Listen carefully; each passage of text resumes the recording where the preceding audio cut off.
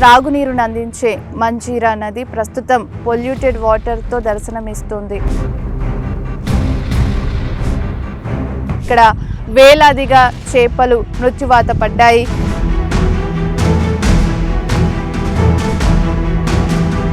చాలా క్లిష్టమైన పరిస్థితి ఉంది.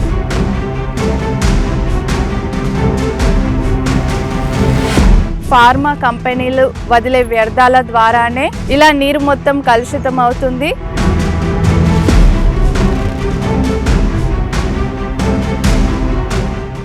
నమస్తే, వెల్కమ్ టు ప్రియాంకాస్ మీడియా. నేను మీ ప్రియాంక. ఒకవైపు మూసీ నదిని ప్రక్షాళన చేస్తామని పదే పదే రేవంత్ రెడ్డి చెప్తున్నారు. హైడ్రా పేరుతో చెరువు, కుంట, నాలా, కాలువ ఇలా అన్నింటి విషయంలో FTL చెరువుల పునరుద్ధరణ అంటూ హైడ్రాని తీసుకొచ్చారు. కానీ మరోవైపు మంజీరా నది మొత్తం వ్యర్థాలతో నిండిపోయింది. ఫ్యాక్టరీలు వదిలే వ్యర్థాలతో, కెమికల్స్తో మంజీరా నీళ్లు ప్రస్తుతం విషతుల్యమైనాయి. ఇందుకు నిదర్శనం ఇదిగో వేల సంఖ్యలో విషపు నీటిలో చనిపోయిన ఈ చేపలే.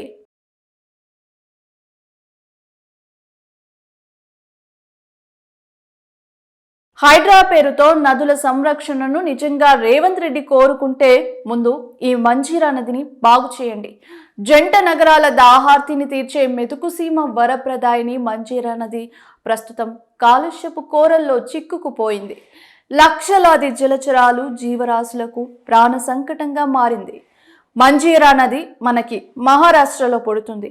అక్కడి నుంచి తెలంగాణలోకి ప్రవేశించి సంగారెడ్డి, మెదక్ జిల్లాల ద్వారా ప్రవహిస్తోంది.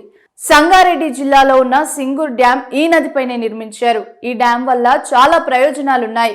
చుట్టుపక్కల ప్రాంతాలకు త్రాగునీరు, సాగునీరు అందుతుంది. అంతేకాదు జల విద్యుత్ కూడా ఉత్పత్తి అవుతుంది. మంజీరా నీళ్లు సంగారెడ్డి, మెదక్ జిల్లాలతో పాటు హైదరాబాద్ ప్రజల దాహార్తిని తీరుస్తాయి. మెదక్ జిల్లాలోని ఏడుపాయల ఆలయం వద్ద ఈ నది 7 పాయలుగా విడిపోతుంది.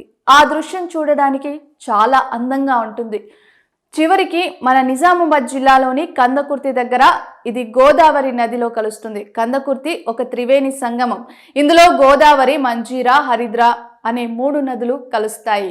ప్రతిరోజు మనం తాగే మంజీరా నీళ్లు విషమవుతున్నాయి. కెమికల్ ఫ్యాక్టరీలు వదిలే వ్యర్థ రసాయనాల కారణంగా నది విషతుల్యమైంది.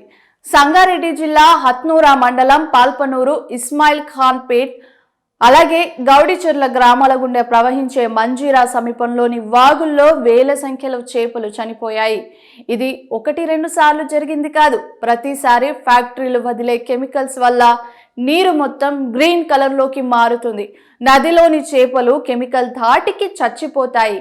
చెరువుపై వేల సంఖ్యలో ఇలా తేలియాడుతున్నాయి. గ్రౌండ్లో మేము వెళ్ళి అక్కడ చూసినప్పుడు ఎంతో ఆందోళనకరంగా అనిపించింది.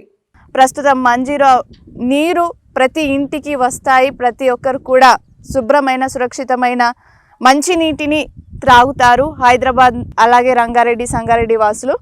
అయితే ఇక్కడ మనం చూస్తున్నాం మంజీరా నీరు ఏ విధంగా కలుషితం అయిపోయింది. ఇక్కడ ఉన్నటువంటి ఫార్మాసిటికల్స్ కంపెనీల నుండి వచ్చే వ్యర్థాల కారణంగా, వాళ్ళు వదిలే కెమికల్స్ కారణంగా మొత్తం కూడా ఈ మంజీరా నీళ్ళల్లో ఉన్నటువంటి చేపలన్నీ కూడా, సకల జీవరాశులన్నీ కూడా, జలాచరులు మృత్యువాత పడ్డాయి. 1 కాదు, 2 కాదు, వేల సంఖ్యలో ఇక్కడ చేపలు మృత్యువాత పడ్డాయి. దీంతో మత్స్యకారులు తమ ప్రతిరోజు పొట్టకుటి కోసం చేపలను పట్టుకొని జీవనం కొనసాగిస్తూ ఉంటాము. ఇప్పుడు చేపలన్నీ చనిపోవడంతో అసలు మాకు పూట గడవడం లేదు. తప్పనిసరిగా ఈ ఫార్మాసిటికల్స్ కంపెనీ మీద యాక్షన్ తీసుకోవాలి. ఈ వాగు సురక్షితంగా, శుభ్రంగా ఉండేలాగా రాజకీయ నాయకులు, ప్రభుత్వాలు దృష్టి పెట్టాలంటూ కూడా జాలర్లు వేడుకుంటున్నటువంటి పరిస్థితి. అలాగే ఈ నీళ్ళని తాగినట్టయితే చాలామంది రోగాల బారిన పడుతూ ఉన్నారు.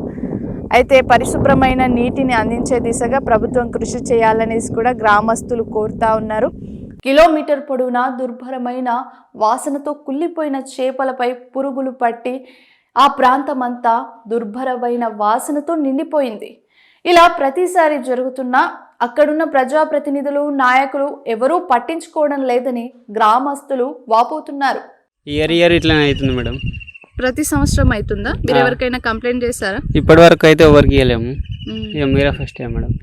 ఇంకా ఎవరికి అంటే ఇక్కడ ఉన్నటువంటి ఫార్మా కంపెనీల ద్వారానే ఇదంతా జరుగుతుంది కదా, మరి ఆ ఫార్మాస్యూటికల్స్ కంపెనీలు ఈ నీళ్లు ఇట్లా కలుషితం కావడానికి మెయిన్ రీజన్ అంటారా?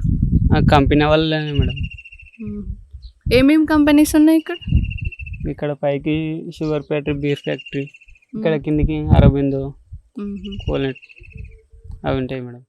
వేటకు వెళ్లే జాలర్లు తాము చేపలు పట్టి జీవనాన్ని కొనసాగిస్తున్నాం, ప్రస్తుతం చేపలు వేల సంఖ్యలో చనిపోవడం ఆందోళనకరంగా ఉంది అని కన్నీటి పర్యంతమవుతున్నారు. ఫ్యాక్టరీలు వదిలే రసాయనాలకు చేపలు చనిపోయి కుళ్ళిపోయాయని ఆవేదన వ్యక్తం చేస్తున్నారు. భారీ సైజులో ఉన్న చేపలు చనిపోవడంతో తమ ఉపాధిని దెబ్బతీస్తోందని విలపిస్తున్నారు. ఒకప్పుడు స్వచ్ఛమైన నీటికి పర్యాయపదంగా ఉన్న మంజీరా నది ఇప్పుడు కాలుష్యంతో విలవిలలాడుతోంది. గొడ్డు గోదా కూడా ఈ నీటిని తాగి అనారోగ్యం బారిన పడుతున్నాయి. పశువులు త్రాగే నీరు మొత్తం కలుషితమై వాటి ప్రాణాల మీదకు తెస్తోంది. నదీ జలాలు కాలుష్యం అవడం వల్ల ఎక్కడ చూసినా నిర్జీవంగా తేలియాడే చేపలే కుప్పలు తెప్పలుగా కనిపిస్తున్నాయి. దీనికి గల ప్రధాన కారణం నక్కవాగు. పటాన్ చెరు నుంచి ప్రవహిస్తూ హత్నూరా మండలంలో ఈ వాగు మంజీరా నదిలో కలుస్తుంది. నక్కవాగు కొన్నేళ్ల క్రితమే పూర్తిగా విషతుల్యమైంది. ఫార్మాతో పాటు ఇతర పరిశ్రమల నుంచి వచ్చే రసాయన వ్యర్థ జలాల ద్వారా మంజీరాలో కలుస్తోంది. అంతేకాకుండా హత్నూరా మండలంలో కొన్ని ఫార్మాస్యూటికల్ కంపెనీలు ఉండడం వల్ల కెమికల్స్ అన్ని నీటిలో డైరెక్ట్గా వదులుతున్నాయి ఆ కంపెనీలు. ఇంత జరుగుతున్నా స్థానికంగా ఉన్న నాయకులు మాత్రం తమకు సంబంధమే లేనట్టుగా చూసి చూడనట్టు వదిలేస్తున్నారు. పరిశ్రమల వ్యర్థాలు, కెమికల్స్ డైరెక్ట్గా నదిలోకి వదలకుండా ఆల్టర్నేట్ క్రియేట్ చేసుకోవాలని స్థానికులు కోరుతున్నారు. మూసీ నదిని ప్రక్షాళన చేస్తామని ఒకవైపు రేవంత్ రెడ్డి చెప్తున్నారు.